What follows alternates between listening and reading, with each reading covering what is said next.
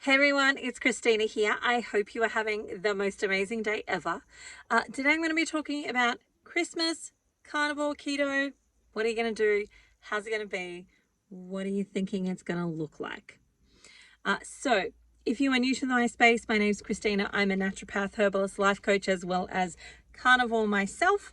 And this is a space where I share about health, carnivore, keto, all of those types of things. So join in the conversation. I would love to hear what you've got to say. Remember, like and subscribe.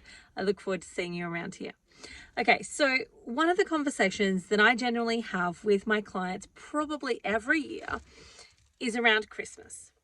So we've just started those types of conversations at the moment where I've got private consults and private coaching patients that are actually asking, what can I do for Christmas? My family is asking, what special thing can I have, etc., etc. Because, I use a whole bunch of different dietary protocols within my clinic for my patients.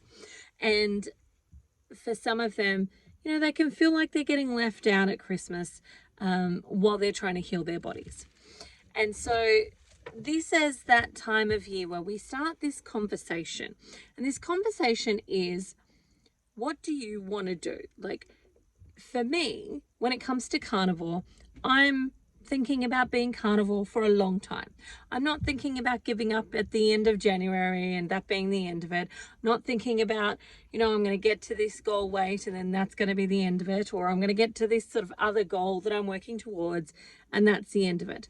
That's not my intention and my thought process in it. For me, my intention and my thought process is long term, and that this is generally going to be my base beats for the rest of my life. I may have a few things here and there, but my general base beats are going to be carnivore. That's my long-term perspective on what I personally am doing for my health. Now, when it comes to what people could or should do for their health, it really depends on their health, their situations, their personality, all of those types of things. Now, one of the things that I personally have learned about myself through the journey of carnivore is that I'm absolutely an addicted person when it comes to carbohydrates and sugars. Like, I'm absolutely addicted to them. They are basically like a drug for me. And the mental challenge that having a little bit at this point in my life is very hard. It's actually more challenging to actually manage carbs for me mentally than it is to actually have no carbs, or to just to be carnivore with herbs. So for me, I'm standard carnivore. So if you're looking at the different sort of definitions about what people are, I'm a standard carnivore, which essentially means that I eat animal products, as well as herbs and spices. That's generally it. So dairy, eggs, meat, herbs and spices, that's pretty much me. Whereas there are other people who are strict carnivore and they're only eating meat. So they might eat all the meats, but they're not eating dairy, and maybe they're not eating eggs, and they may not be eating herbs and spices, depending on which definition you fall into. And then, of course, there's the Lion's diet.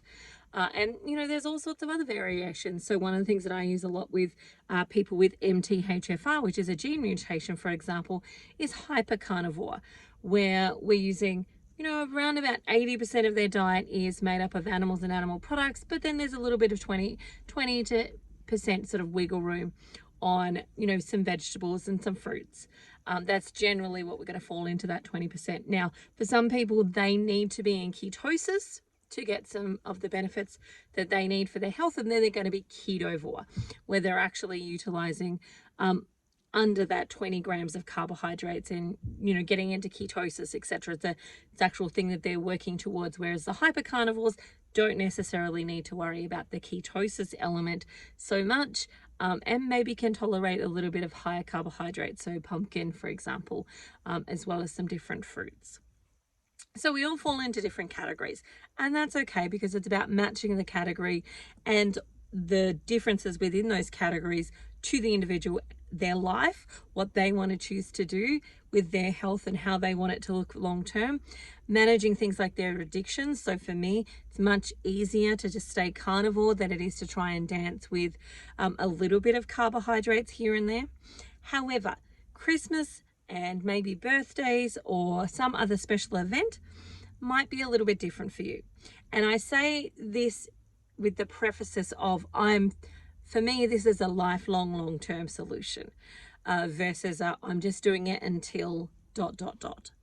And that means that I feel like when you're going from that long-term perspective where I'm actually changing the way that I eat versus I'm doing a diet that has a beginning and an end, then my mindset is really different about doing things like special events, because it's just one day, it's just one meal, it might just be one thing, versus it's the end and now I'm free and I can eat whatever I want, etc., etc. Like, it's a really different mindset. And so that's why I preface this with that sort of element of, for me, it's a way of eating versus and a way of life versus a diet that I'm doing for a beginning and an end sort of time frame, etc. I certainly have goals within that, but long term, my plan at most would probably be hyper carnivore. But I don't think that that's a place that I would actually be able to get to because I recognize how addicted I am. Now, I do have a hypothesis there, which may be that I have a hypothesis that those with insulin resistance maybe fall into that carb addiction space a little bit more. And so I'm curious within my hypothesis to see that once insulin resistance has been properly, fully, completely resolved, whether that addictive sort of nature is still there or whether there's a bit more freedom in it. Because, I would love to be able to have some berries and cream, for example. I would love to be able to just, have a little bit of something sometime. But I don't want to do that versus giving up the freedom of mind that staying carnivore gives, right? So I can tell you right now that if I've had a little bit of something, that it takes me a good 14 days to get my head right, to get to get the carb addiction out of my body, where the physiological changes that are created by those carbs takes a good 14 days for that to finish. And it's holding on tight, like it's willpower through those 14 days to get back on track, because it kicks off the carb addiction again. And so my mind is constantly fixated on where's the next lot of carbs, how do I find them, where can I get them from, etc., etc. Now, other people don't have that problem. Other people don't. I would love to be one of those people. I am not one of those people, but other people don't have that problem. And so this is where I say it's very individual, because you've got to figure out not just what's going to support your body, but also what's going to happen with your mindset. Now, some people are super strong. They can go, yep, I am great at moderation. I can do 14 days. So I can have on Christmas the thing that I want to have. I'll just eat like everybody else that day, and then I'll be right back at it. Whereas me, I would really struggle with that. So when we're asking the questions of like, what are we going to do for Christmas? You want to kind of tap into some of those things. Like, who are you? How does your body go? How does your mindset go? How are you with getting back on track, etc., etc.? And then how are you going to support yourself through those things? Because the inevitable thing that I generally say to patients around this time is, don't let December turn into February. Don't let December turn into February, because this is the cycle that I actually see, which is people making a choice of, on Christmas Day, I'm going to do this. And then because they've made the choice on Christmas Day that they're going to do this, an event comes up before Christmas. And it might be like a Christmas party, it might be a work party, it might be any of those things. And so they go, well, I'm kind of going to do something on Christmas Day anyway. So it's like a week away. I might as well just have blah, blah, blah. Or it's a couple of weeks away. I might as well just have ... And then the next little thing happens, and they're in the supermarket and they see the chocolate Santas and they see the thing and they go, well, I'm having something on Christmas Day. I might as well blah, blah, blah. And then Christmas Day happens, and then Boxing Day, all the leftovers are still in the fridge. Oh, well, we'll just eat through what we've got and then I'll get back on track. And then what happens is it kind of gets to, it takes them about a week to eat through it. And by the time that week is over, It's New Year's. And at New Year's, they go, well, I'm not back on track yet. I'll just have something else. And then, you know, the holiday season here in Australia is kind of December, January. It's summer holidays. People are going away camping. They're doing activities with their family. And so, oh, it's just the weekend. It's fine. I'll get back on track after this.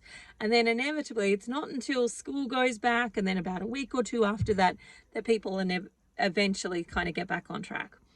And so when I say don't let December turn into February, that's what I mean. It's the little bits that you've suddenly lost 2 months out of 12 to not being back on track. And then you feel really disappointed because you've lost all this progress. You've, maybe stocked your fridge with stuff that you don't want to be eating and you don't want to throw it out again. And like, it just becomes a big thing that then becomes harder to get back on track. And so one of the strategies to actually avoid that December turning into February thing is actually be a bit firm about and be realistic. Is this one thing going to turn into 10 things? And if it's not, great. If it is, what are you going to do to help you stop doing that? Are you going to plug into a support group? I've got a carnivore support group. You're welcome to come and join that. It's for people who are ketovore, carnivore, hypercarnivore. You can come join it there. But are you going to plug into some help? Are you going to talk to some people? Are you going to, how are you going to help support yourself through that? And then make active choices. So don't just make a choice on the fly. So for example, if you turn up to an event and there's something there that you like, or that's really like, oh, I so want to eat that, make a rule with yourself that if I didn't plan to have that before I went to the event, I'm not having it at the event. And make sure you go to the event full. Like one of my strategies is the 10 egg challenge. Like for me, if I hit 10 eggs, I'm not fitting anything else in. I am like full as a goog and that's it. And so if I was going to go to an event where there was lots of stuff that would be very challenging for me to avoid or say no to, I would eat 10 eggs before I went, or as many eggs as I could fit in, because there's no way in heck that I'm going to be able to fit anything else in if I've got 10 eggs in my belly. So what would be that thing for you? Make sure you don't go to the event hungry.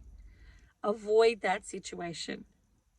Then actually actively think about what you want to do on Christmas. Now, we're in the process of trying to figure out where we're going to actually be for Christmas, and where we'll be will change the plans. But assuming that I have a kitchen, which quite likely is the opportunity, then if I have a kitchen, I want to play with making this year the sugar-free pavlova that I wanted to make last year. And I'm going to include some berries and fruit on it. And that will be my thing. That will be what I'll be going for that day. And I've made an active choice about what it is, but otherwise everything else is going to be carnivore. And we have super fun. Like, when we have the opportunity, we have loads of fun making as many different meats as possible. So like there will be duck, there will be lamb, there will be pork, there will be chicken, we will cook as many different things as we actually can. And then we'll eat through that throughout a week. Like it's not everything. We're not going to eat it all in one day. There's no way in heck. But we'll probably make roast potatoes for my kids. But predominantly everything on that table is going to be carnivore. And that's where I get my variety from, is that day there's going to be loads. It'll be a smorgasbord carnivore thing. And again, it'll just mean that I won't need to cook for a couple of days afterwards because all the meats will already be cooked. But it'll be like a little bit of everything. That's how I want to do Christmas with a sugar-free pavlova. For those in the States that don't know what it is, it's kind of like a meringue. Google it. It's Australian, New Zealand type of dish. But it's basically like meringue with like cream and then some berries on top. That's basically what I'm going to be going for. I may even look at seeing if I can make a carnivore ice cream and just have a play around and see what other types of things are out there. I know there's some really great cheesecakes that I could adapt to, ketovore, for example, where it would be predominantly carnivore, but with maybe a couple of keto type ingredients is there. So I'm going to look at those types of things and actually actively think about it. But that's the key, is to actively think and plan about what it is that you actually want to do and how you want it to look. And then what are you going to do on the other end? So how are you going to help yourself get back on track? Because I know from last year, our car broke down. We weren't able to make the sugar-free one. We just had a plain sugar-filled pavlova. And that was me. That was like, oh my gosh, that's when I really learned how much of a sugar craving I actually have, and an addiction that I actually have, was last Christmas. And I didn't realize it till that point that it really does take me 14 days to get that out of my head. So what are you going to do to help you get off the sugar craving train and get yourself back on track? Well, 1, I'm going to plug into my carnivore support group. 2, I'm going to stuff myself silly. So I'm probably going to eat a lot of eggs directly after Christmas, because if I have egg challenges, the egg challenge doesn't lift my ketones up, but it drops my glucose and it makes me full, so that I am not able to actually go and like fulfill the thing that the craving is asking for. So I'm probably going to do a whole heap of egg challenges, or maybe a week of egg challenge after Christmas, to help get back on track as quickly as possible and straight back to it. What are you going to do though? Like, how are you going to support yourself through that? What things have you learnt about yourself, and what is it going to look like? That's the key elements of making it so that December doesn't turn into February. The key elements is to have a plan, and to start to think about proactively what you want to do, how you want to do it, and don't just rock up at the day and go whatever, and then think you're going to get back on track, because that's when things are really challenging. And I actually was talking to somebody the other day that was saying that their December turned into November, because it's taken them until November to get themselves back on track and get themselves refocused after what happened last Christmas. So have a plan, plug into people if you need to, figure out what's going to work for you. Don't just show up and go on the fly, but actually, if you want to choose to have stuff, choose to have it, but choose to have it before you get there, versus I'm here and I'm just going to have it, right? Choose to do it from that place, but also use this time as well to plug into what is the backstory here? What is the messaging that I've got in my head? What am I saying to myself? Like, I've been so good, I deserve to gain 5 kilos or 10 pounds over Christmas. Like, finish the sentences. Like, I deserve it. What do you deserve? To put on 10 kilos or 5 pounds or 10 pounds? Deserve to feel lousy? To deserve to get back into your addictive cycle? What do you deserve? And actually, is that what you deserve? And is that actually what you want for yourself? So think about those things. I look forward to hearing your strategies in the comments. Drop them below. How you get through Christmas, how you get through birthdays, what your plans are for this year. I would love to hear about that. And I look forward to talking to you again soon. All right, bye for now. Have an amazing day. See you later. Remember, like and subscribe.